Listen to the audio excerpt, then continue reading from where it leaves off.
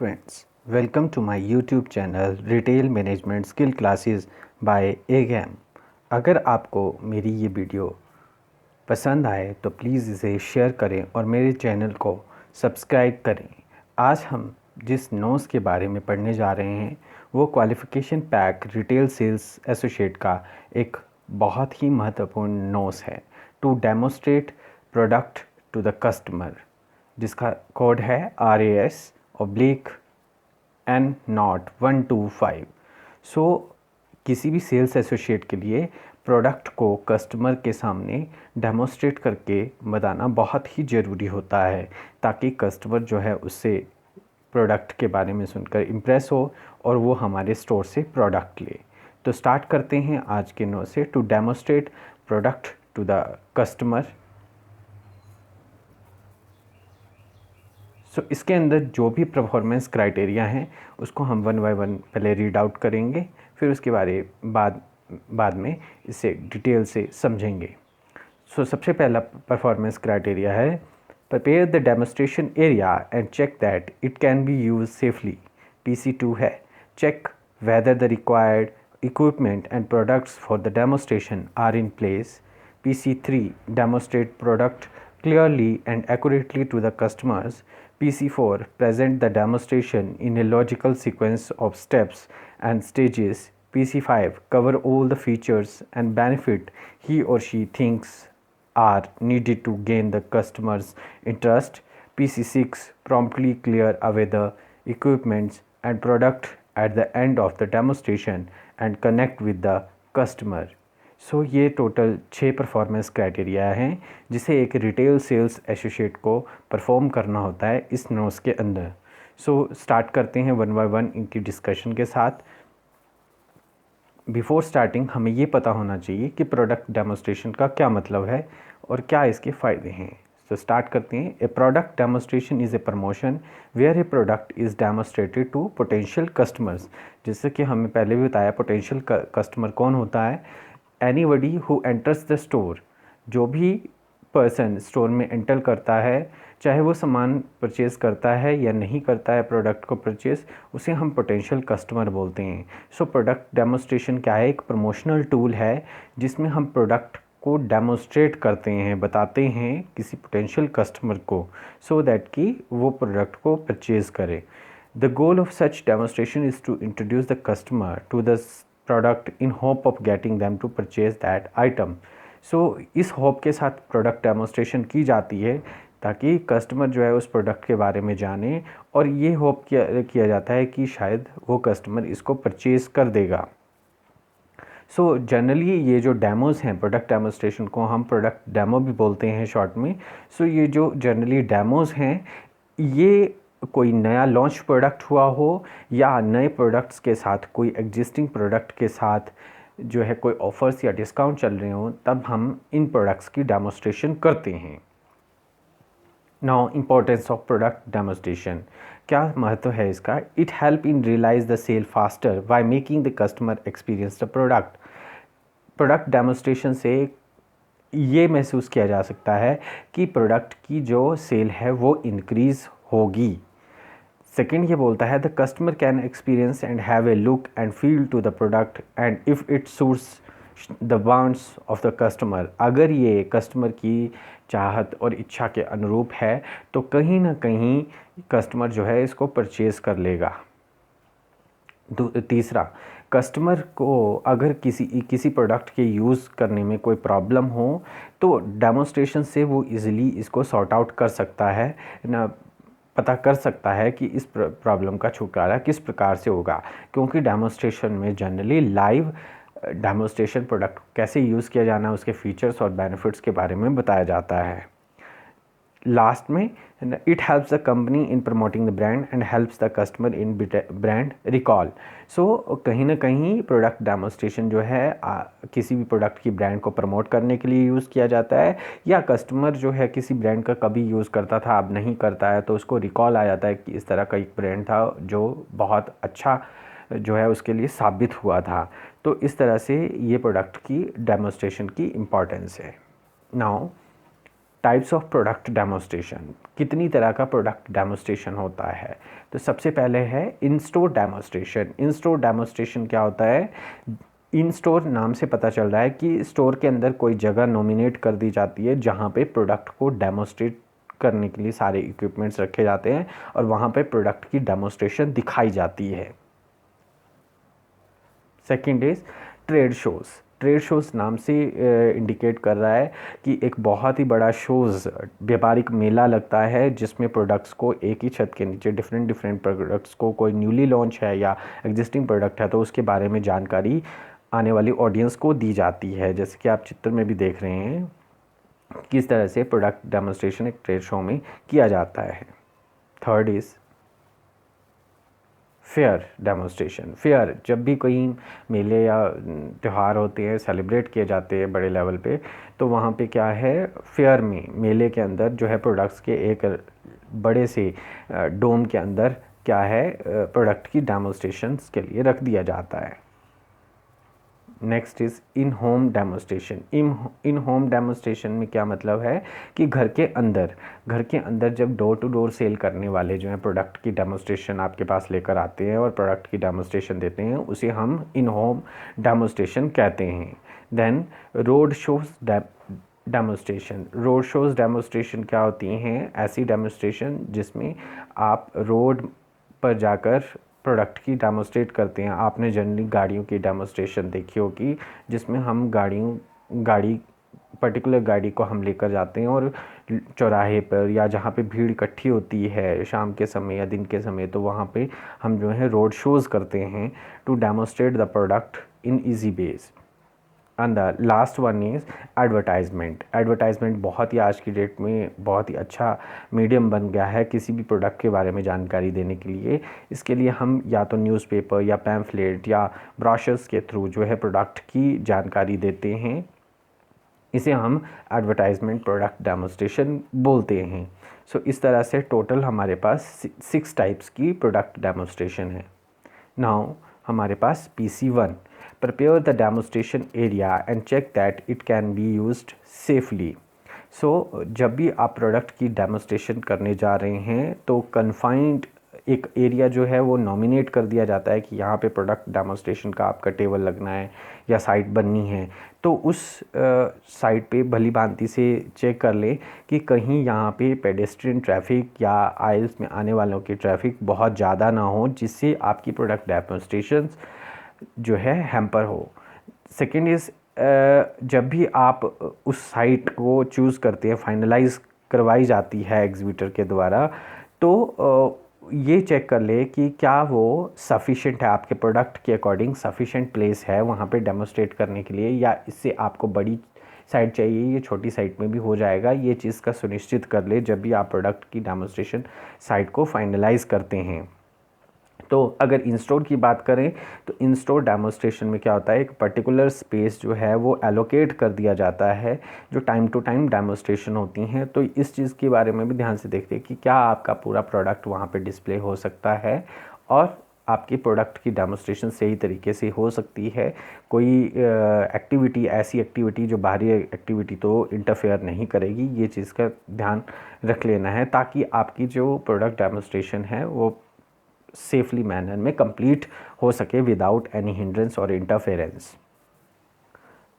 Now जो total available demonstration space जब आप फाइनलाइज किया जाता है तो ये 3 मेन चीज़ों को अपने अकाउंट में लेते हैं हम। सो हमें किसी प्रोडक्ट की डेमोस्ट्रेशन के लिए कितनी बड़ी साइट चाहिए, क्या स्पेसिफिक लोकेशन रहेगी हमारे प्रोडक्ट की डेमोस्ट्रेशन करने के लिए, कितनी साइट्स चाहिए, और क्या हमें अपनी लोकेशन पे पावर का कनेक्शन चाहिए या नहीं चाहिए। फॉर एग्ज़ाम्पल, मुझे एक ट्रेड शो में अपनी गाड़ियों की, व्हीकल्स की डेमोस्ट्रेशन करनी है, तो डेमोस्ट्रेशन के लिए मुझे व्हीकल को रन करना पड़ेगा, तो उसके लिए स्पेस बहुत ही वाइड चाहिए होगा। तो मुझे इस चीज़ का ध्यान में रखते हुए साइट की फाइनलाइज़ करनी है ताकि मेरा व्हीकल जो है प्रॉपर वे से वहाँ पे ग्राउंड में मूव कर सके या मेरी जो प्रोडक्ट है उसमें प्रॉपर वे से डिस्प्ले किया जा सके। इन केस ऑफ इलेक्ट्रॉनिक गुड्स मेरे पास पावर सप्लाई चाहिए होती है ताकि मैं अपने प्रोडक्ट्स को ऑन करके पावर के साथ ऑन करके दिखा सकूँ। In case of electronic goods ऐसा होता है, और in case of other goods such as cosmetic और अदर प्रोडक्ट्स, उसकी केस में आपको छोटी सी साइट से भी काम चल जाता है, बिकॉज़ वहाँ पे आपको डेमोस्ट्रेट करने के लिए कोई इतना स्पेस नहीं चाहिए होता है। सिर्फ जो भी कॉस्मेटिक आप यूज़ करते हो वो कस्टमर भी यूज़ करके देखेगा तो वो अपनी बॉडी पे करेगा। तो इसलिए बस हमें इतना ध्यान रखना है कि वहाँ पे कोई ट्रैफिक या जो आइल्स के बीच में जो ट्रैफिक क्रॉस कर रहा है पेडेस्ट्रियन, उससे कोई आपके डेमोस्ट्रेशन को इंटरफेरेंस ना हो। नाउ डेमोस्ट्रेशन एरिया पे अगर सेफ्टी की बात करें, जैसे कि पीसी में कि सेफली होना चाहिए, तो क्या क्या चीज़ें हम सेफ्टी इक्विपमेंट यूज़ कर सकते हैं। पहले तो हमें ये पता होना चाहिए कि डेमोस्ट्रेशन साइट जो है बिल्कुल साफ़ सुथरी हो जब भी आप कोई प्रोडक्ट डिस्प्ले करें। देन कुछ ऐसे फैक्टर्स हैं जो रिस्क प्रोड्यूस करते हैं, जैसे हॉट वर्क्स और कुकिंग यूटेंसिल। अगर आप कुछ कुक करके बता रहे हैं या कुकिंग यूटेंसिल का यूज़ कर रहे हैं, तो उस केस में साइट जो है कुकिंग यूटेंसिल वो हॉट होते हैं, गर्म होते हैं। तो इन गर्म यूटेंसिल को यूज़ करने के लिए वहाँ पे क्वेश्चन साइन होना चाहिए। देन अनअटेंडेड शार्प ऑब्जेक्ट जो भी हैं, जैसे नाइफ़ है आपका या कटर है या नीडल्स हैं, तो इन ऑब्जेक्ट को अनअटेंडेड ऐसे नहीं छोड़ना है। गलती से कोई इनको उठाकर कोई हानि भी पहुंच सकती है। यूज़ ऑफ डस्टबिन, अगर वहाँ पे आपका गार्बेज क्रिएट होता है तो डस्टबिन का यूज़ करना है, ताकि आपकी साइट जो है वो साफ़ सुथरी बनी रहे और कोई भी गार्बेज इधर उधर नहीं गिरे। PP recommended for the work, अगर किसी पर्टिकुलर वर्क के लिए पर्सनल प्रोटेक्टिव इक्विपमेंट, जैसे कि हमने लास्ट चैप्टर में भी किया था, चाहिए हैं, तो वो प्रॉपर पीपी होने चाहिए। जैसे इन केस ऑफ कुकिंग वर्क के लिए तो हमारे पास एप्रन, हेड कैप होनी चाहिए और ग्लव्स होना बहुत ज़रूरी हैं। सो सेफ्टी साइनेज जो हैं उनका यूज़ प्रॉपर वे से करना है। अगर आपको इसके अलावा भी कोई चीज़ लगती है जिससे रिस्क प्रोड्यूस हो सकता है ऑडियंस को, तो इन चीज़ों का ध्यान रखते हुए हमें डेमोस्ट्रेशन एरिया पे सेफ्टी कायम रखनी है। Now PC2, check whether the required equipment and product for demonstration are in place. सो जो भी डेमोस्ट्रेशन के लिए इक्विपमेंट या प्रोडक्ट्स चाहिए, क्या वो सही स्थान पर हैं, इसका बोलने का मतलब है। हमें पता है डेमोस्ट्रेशन इक्विपमेंट जो है इंडस्ट्री टू इंडस्ट्री और प्रोडक्ट टू प्रोडक्ट वेरी करता है। तो जो इम्पॉर्टेंट लिस्ट है, जब भी आप कोई भी डेमोस्ट्रेशन के लिए जाते हैं तो मेनली जो आप वो जनरली इक्विपमेंट यूज़ करते हैं, जैसे आप कोई प्रोडक्ट की डेमोस्ट्रेशन देने वाले हैं तो उसमें एडजस्टेबल लेग टेबल्स की ज़रूरत होती है, प्रॉपिंग लेग्स की, कार्डबोर्ड्स की, paper, pamphlets, pencil, signages, cooking utensil etcetera, और most important is lead register और कस्टमर इंफॉर्मेशन रजिस्टर और फीडबैक रजिस्टर। ये चीज़ें बहुत ज़रूरी हैं जब भी आप कोई डेमोस्ट्रेशन प्रोडक्ट की डेमोस्ट्रेशन करने जाते हैं। और ये जो सामान की लिस्ट है, चेक लिस्ट है, ये वेरी कर सकती है फ्रॉम इंडस्ट्री टू इंडस्ट्री और product to product. So these are the generally used equipment list. Now PC3, demonstrate product clearly and accurately to the customer. तो जब भी आप प्रोडक्ट्स के बारे में डेमोस्ट्रेट करने जा रहे हैं तो प्रोडक्ट के फीचर्स और फंक्शंस हमें क्लियरली बताने हैं। ये क्या होना चाहिए, इस तरह से आपकी डेमोस्ट्रेशन नहीं होनी चाहिए कि ये प्रोडक्ट के फीचर्स और फंक्शन बता दिए जनरली और बस आपकी बात हो गई। इस तरह से नहीं होनी चाहिए, या ये इस तरह से स्टार्ट होनी चाहिए ताकि जो कस्टमर है वो कन्विंस हो सुन के ना। It is like a story की तरह होना चाहिए, जिससे प्रोडक्ट के बारे में भी पता चल सके। कोई भी आपने प्रोडक्ट डेमोस्ट्रेशन के दौरान कोई भी फॉल्स कमिटमेंट नहीं करनी है, और प्रोडक्ट के फीचर्स और benefits, in short USP clear cut बतानी है। Now PC4, present the demonstration in a logical sequence of steps and stages. ऐसा माना जाता है कि डेमोस्ट्रेशन हो या कोई भी किसी भी तरह की प्रेजेंटेशन हो तो वो बेस्ट डेमोस्ट्रेशन तभी कहलाई जाती है अगर ये जो भी मैसेज आप देना चाह रहे हैं प्रोडक्ट से रिलेटेड, ये ऑडियंस को भली भांति से उनके दिलो दिमाग में बैठ जाए। तो होल डेमोस्ट्रेशन जो है वो एक लॉजिकल वे में होनी चाहिए, और इसके लिए जनरली 3 फेजेस मानी जाती है कि होल डेमोस्ट्रेशन की 3 फेजेस में कंक्लूड होती है। So first is planning phase, second is conducting phase, और थर्ड इज़ कंक्लूडिंग फेज। सो जब भी हम इन 3 स्टेज को डिफ़ाइन करने से पहले हम पहले पढ़ लेते हैं कि किसी भी प्रेजेंटेशंस के लिए या किसी भी तरह की कम्युनिकेशन के लिए 7 C's बहुत इंपॉर्टेंट है। ये 7 C's हैं। सबसे पहला है क्लियर। सो जो भी आप डेमोस्ट्रेशन में बताओगे वो क्लियर होना चाहिए, मतलब कोई भी डिप्लोमेटिक बात नहीं करनी है प्रोडक्ट को लेकर, करेक्ट होनी चाहिए। जो भी आप इंफॉर्मेशन दे रहे हैं वो बिल्कुल सही होनी चाहिए, कंप्लीट होनी चाहिए, मतलब A to Z information count होनी चाहिए, कंक्रीट होनी चाहिए। कंक्रीट मतलब टू द पॉइंट होनी चाहिए, कंसाइज होनी चाहिए, लंबी चौड़ी कहानी नहीं होनी चाहिए, कंसाइज होनी चाहिए, टू बी वेरी प्रिसाइज। ठीक है। कंसीडरेशन एक लॉजिकल सीक्वेंस में होनी चाहिए कि फर्स्ट पार्ट में क्या आना है, सेकंड में क्या आना है, थर्ड में क्या आना चाहिए। और जब भी हम कोई कम्युनिकेट करते हैं किसी के, तो कर्टियस बिहेवियर, फ्रेंडली मैनर में, एक ह्यूमरस वे में, और एक स्टेप बाय स्टेप हमें ये काम करना है। तो these 7 C's of communications are very important during any presentation. So same with the product demonstration also. तो इन 7 C's को हमने ध्यान में रखना है जब भी प्रेजेंटेशन देनी है। नाउ हम स्टार्ट करते हैं कि ये 3 फेजेस ऑफ डेमोस्ट्रेशन क्या हैं। First phase is planning phase. Planning phase क्या होती है? इस फेज़ में क्या स्टेप फॉलो करने हमें? Know your products. आपको अपने प्रोडक्ट से रिलेटेड सारी इंफॉर्मेशन गैदर करनी है। फॉर एग्जांपल, अगर मुझे एक शैम्पू के बारे में, एवीसी शैम्पू के बारे में डिटेल देनी है, तो मुझे एवीसी शैम्पू के बारे में हर नॉलेज, और उसके जो कंपटीटर शैम्पूज़ हैं, है ना, उनके बारे में भी, उनके प्रोडक्ट के कितने पाउच में, कितने लीटर्स में ये अवेलेबल है मार्केट में, इसके बारे में पता होना चाहिए। देन डेमोस्ट्रेशन साइट, जो भी डेमोस्ट्रेशन साइट दी गई है, डेजिग्नेट की गई है डेमोस्ट्रेशन पर्पस के लिए, उस साइट को सिलेक्ट करना है कि कहाँ पर मेरा प्रोडक्ट का डिस्प्ले होगा और कहाँ पे मैं प्रोडक्ट की डेमोस्ट्रेशन दूंगा। ये चीज़ का पता होना चाहिए। Select technologies to be used. यहाँ पे ये कहना चाह रहा है कि किस तरह की हमें टेक्नोलॉजीज़ का यूज़ करना है। अगर आपकी जो डेमोस्ट्रेशन है प्रोडक्ट की, वो टेलीविज़न के थ्रू होनी है, या कंप्यूटर के थ्रू होनी है, या मैनुअल होनी है, तो या पावर सप्लाई की ज़रूरत पड़ती है उसके लिए, इस चीज़ के बारे में आपको पता होना चाहिए। No your audience. जब भी आप प्रोडक्ट की डेमोस्ट्रेशन के लिए जा रहे हैं, तो आपको पता होना चाहिए कि आपकी जो भी प्रोडक्ट आप सेल आउट करने जा रहे हैं, उसकी ऑडियंस किस लेवल की है, उसको कितनी नॉलेज हो सकती है, किस लेवल की उसकी नॉलेज है किसी प्रोडक्ट के बारे में, और वो क्या जानते हैं इस प्रोडक्ट के बारे में, इसका थोड़ा सा नॉलेज होना चाहिए।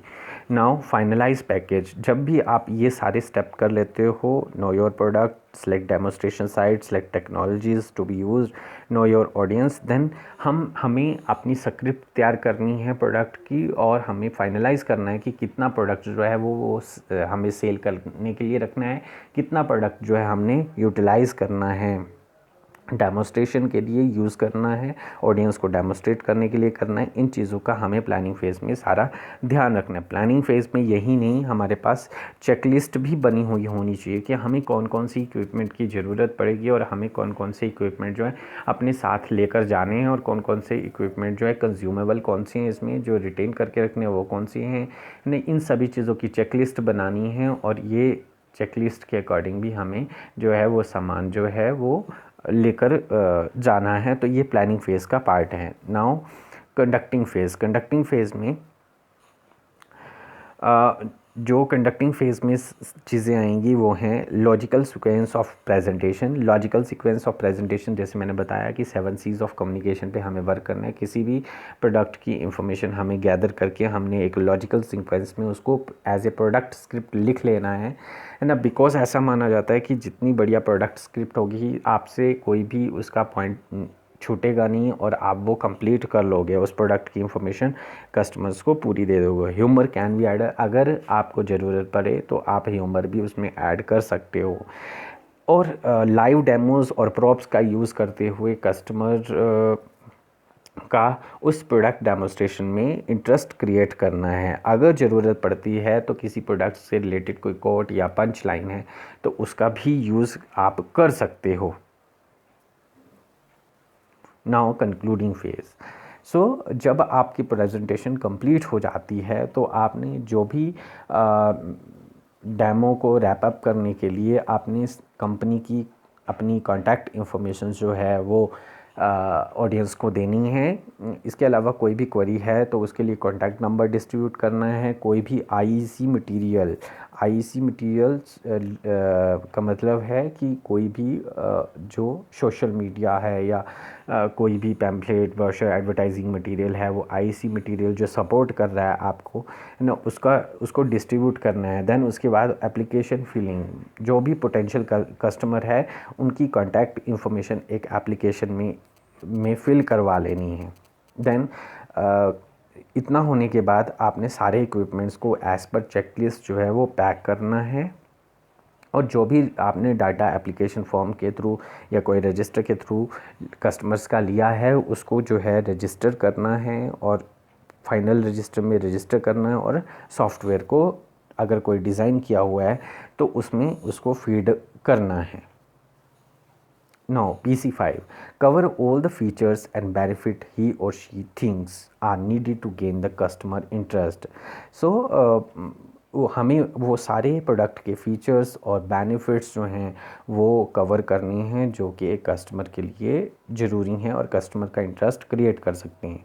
है ना, बोलने का मतलब है हमें यूएसपी कवर करनी है। यूएसपी का मतलब है unique selling preposition. Unique selling propositions क्या होती है, किसी भी प्रोडक्ट की यूएसपी होती है ना, और उस यूएसपी के बेस पे क्या है वो प्रोडक्ट जो है ज़्यादा बिकता है। तो हर प्रोडक्ट का एक यूनिक बेनिफिट होता है जिससे कस्टमर को फ़ायदा लगता है उस प्रोडक्ट के बारे में और वो प्रोडक्ट को हाईलाइट करता है वो फीचर और उसका बेनिफिट, और जिसकी वजह से कस्टमर जो है उस प्रोडक्ट को ख़रीदता है। सो इट इज़ बेटर कि अगर आप किसी प्रोडक्ट की डिटेल्स को स्क्रिप्ट कर लें और लर्न कर लें, क्योंकि इससे कोई भी प्रोडक्ट का फीचर्स और बेनिफिट छूटेगा नहीं और जो आपको जानकारी कस्टमर तक देनी है वो उसको मिल जाएगी। Now PC6 promptly clear away the equipment and products at the end of the demonstration and connect with the customer. So at the end of the demonstration clears all equipment as one has to deposit back to the company. So जितने भी equipment आपने लिए हैं वो क्या हैं, company को back करनी है तो आपने वो क्लियर कर लेना है। जैसे टेबल्स हैं तो उसको फोल्ड करके रख लो और चेकलिस्ट में टिक लगा लो कि हाँ ये आ गया। Record all the lead data, और जितना भी लीड डाटा है उसको रिकॉर्ड कर लेना है रजिस्टर में या फिर विद टाइम और डेट प्लेस। और बाद में क्या है, कस्टमर से फॉलोअप लेना है कि वेदर उनका उस पर्टिकुलर प्रोडक्ट जो डेमोस्ट्रेशन हुई थी पर्टिकुलर डेट को, तो उस प्रोडक्ट के बारे में वो क्या सोचते हैं, क्या वो खरीदना चाहते हैं वो प्रोडक्ट, और ख़रीदना चाहते हैं तो कब खरीदना चाहते हैं। सो एक प्रोडक्ट डेमोस्ट्रेशन अगर है ना, जैसे एक प्रोडक्ट है, product is service product that is Vivo course, जो कि एप्लीकेबल है आफ्टर +2 और आफ्टर ग्रेजुएशन डिप्लोमा कोर्स। सो हम किस तरह से अपने कोर्स को स्टार्ट करेंगे, उसके लिए हमारे सबसे पहले हमें चेक प्रोडक्ट्स। सो हमारे पास प्रोडक्ट है वीवो कोर्स, ठीक है, 3 ईयर डिग्री प्रोग्राम है बट मल्टीपल एग्ज़िट एंट्री के साथ है, जिसमें डिप्लोमा भी है और जिसमें एडवांस डिप्लोमा सर्टिफिकेट कोर्स और 3 ईयर डिग्री कोर्स है बीवॉक in retail management and hospitality and tourism. तो इसके लिए जो टारगेट ऑडियंस है, जैसे हमें पता है आफ्टर +2 जो स्टूडेंट्स जो है ग्रेजुएशन करना चाहता है और जॉब ढूंढता है, या फिर आफ्टर ग्रेजुएशन जो पर्सन रिटेल सेक्टर में जाना चाहता है, तो उसके लिए क्या है हमारे पास प्रोडक्ट डेमोस्ट्रेशन किस तरह से होगी कि सबसे पहले जो भी हमारा ऑडियंस है उसको हम गुड मॉर्निंग गुड आफ्टरनून करेंगे, है ना, और उसके बाद हम इंट्रोडक्शन देते हुए कंपनी की इंट्रोडक्शन देते हुए अपने प्रोडक्ट्स के बारे में डिटेल्स प्रोवाइड करेंगे। सो डिटेल किस तरह से दी जाएगी, गुड मॉर्निंग फ्रेंड्स, जैसे कि आपने प्लस टू कर ली है, तो प्लस टू करने के बाद आपने क्या सोचा है कि क्या करेंगे? सो आप लोगों ने ये सोचा है कि वो आप लोग में से लोग हैं जो बीए करना चाहते, बैचलर इन आर्ट्स करना चाहते हैं, बैचलर इन साइंस करना चाहते हैं, बैचलर इन कॉमर्स करना चाहते हैं या अदर कोर्सेज़ करने चाहते हैं। बट हमारे पास एक कोर्स है B voc, bachelor in vocation, जो कि आफ्टर प्लस टू स्टूडेंट्स के लिए है। और ये प्लस टू स्टूडेंट्स जो हैं, जो लोग बीए करना चाहते हैं, वो सिर्फ एलिजिबल हैं बीएड या एमए के लिए, जिसके लिए टाइम पीरियड लगेगा। बट आफ्टर ग्रेजुएशन आपके पास जो है रिटेल मैनेजमेंट सेक्टर में जॉब अवेलेबल होगी। हम प्लेसमेंट्स 100% प्लेसमेंट असिस्टेंस हम प्रोवाइड करेंगे। और हमारी जो कंपनी एवीसी कंपनी है वो आपको ट्रेनिंग देगी, जिसमें 60% थ्योरेटिकल और प्रैक्टिकल मटेरियल है, जिसमें आपके पास जो है स्किल कंपोनेंट है। और स्किल कंपोनेंट में जनरली ट्रेनिंग कंसीडर की जाती है। हर हर 6 मंथ में आपका एक एग्ज़ाम होंगे। प्रैक्टिकल नॉलेज ज़्यादा है तो आपका थ्योरी क्लासेस और थ्योरेटिकल नॉलेज जो है वो बिल्कुल कम रहेगी, और ऑलमोस्ट 40% रहेगी। इसके साथ साथ अगर आपकी फैमिली इनकम 1 लाख से कम है तो आपको जो है हर मंथ जो है स्किल डेवलपमेंट अलाउंस 1000 गवर्नमेंट की तरफ से मिलेगा। और मोरओवर अगर आप 6 मंथ का कोर्स करते हैं तो आपको सर्टिफिकेट कोर्स मिलेगा। 1 ईयर का करते हैं तो डिप्लोमा कोर्स, और 2nd ईयर कंप्लीट करते हैं तो advance diploma, and 3rd year करते हैं तो डिग्री इन बीवॉक रिटेल मैनेजमेंट और हॉस्पिटैलिटी एंड टूरिज़्म में मिलेगी। सो अगर इफ़ यू आर इंटरेस्टेड, देखिए जो दूसरे कोर्सेज़ हैं बीए और एमए के कोर्सेज़ हैं, उसमें क्या है, आप पहले स्टडी करोगे, देन वेट करोगे कि कमीशंस निकलेगा। वेयर एज इसमें क्या है, आपके प्राइवेट सेक्टर की जॉब मिलेगी। आफ्टर 1 ईयर करना चाहते हैं तो आपको 1 ईयर के बाद मिलेगी। आपको 2 ईयर्स के बाद जॉब चाहिए तो 2 ईयर्स के बाद मिलेगी। और हर सेमेस्टर में आपको क्या है, ट्रेनिंग लगाने के लिए इंडस्ट्रियल एक्सपोजर के लिए जाना पड़ेगा। इसमें सिर्फ नॉट ओनली इंडस्ट्रियल एक्सपोजर के लिए इंटर्नशिप प्रोग्राम है, बट आपके time to time industry expert से गेस्ट लेक्चर होंगे, इंडस्ट्री विजिट्स होंगे। So this is all about the course. और फ़ायदा ये है कि आप जो भी गवर्नमेंट पोस्टें निकलती हैं उनके लिए भी ग्रेजुएशन बेस पे निकलती हैं, उनके लिए भी एलिजिबल हो, और as well as private sector के लिए भी एलिजिबल हो। वेयर एज़ बाकी कोर्सेज़ पे ये फैसिलिटीज़ आपको नहीं मिलेंगी। सो this is all about the bachelor in vocational course. So thank you. आप काइंडली अगर अपना फीडबैक दीजिए, ये फॉर्म है तो इसको फिल कर सकते हैं। Thank you. So this is all about the how to demonstrate the product. Thank you from Retail Management Seal classes by AKM.